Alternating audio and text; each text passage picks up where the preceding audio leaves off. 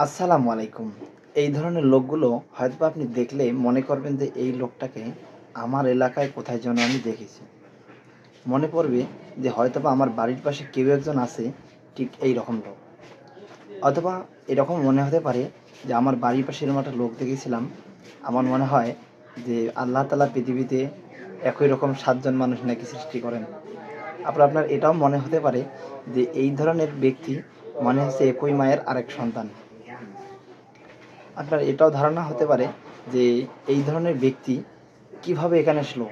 আমি অবাক হয়ে যাবেন যে এই লোকটাকে দেখলাম ওখানে, এখানে কিভাবে আসলো।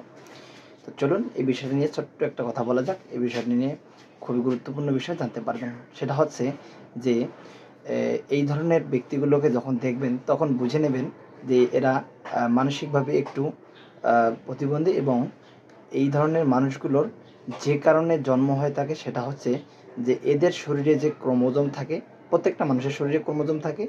আমাদের সাধারণত মানুষের শরীরে 23 জোড়া বা 46টা ক্রোমোজোম থাকে, এটা আমরা সবাই জানি। তো 23 জোড়া ক্রোমোজোম যে থাকে, এই 23 জোড়া ক্রোমোজোমের মধ্যে 21 নম্বর যে ক্রোমোজোমটা আছে, সেই 21 নম্বর ক্রোমোজোম এর একটা ডাবল কপি থাকে। মানে হচ্ছে কপি বোঝেন তো, নকল। মানে হচ্ছে 21 নম্বর ক্রোমোজোম একটা আছে, এইটারে আরও একটা কপি থাকে, মানে দুইটা থাকে। তো এটা সহ হলো 46টা জায়গায় 47টা ক্রোমোজোম থাকে।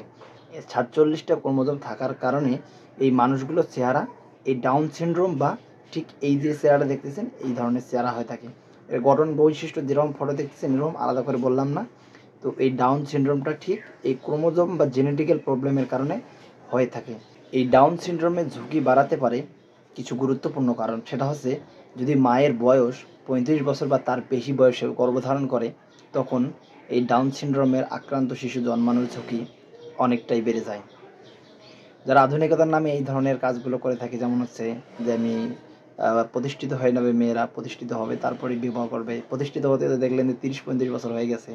অথবা এমনটাও হতে পারে যে দীর্ঘদিন বন্ধ্যাত্বে ভোগার কারণে বাচ্চা হয়নি, 30-35 বছর পরে বাচ্চা হয়েছে। সেই ক্ষেত্রেও কিন্তু এই ধরনের জেনেটিক্যাল প্রবলেম বা ডাউন সিনড্রোমের বাচ্চা জন্ম নিতে পারে, আল্লাহু আলাম।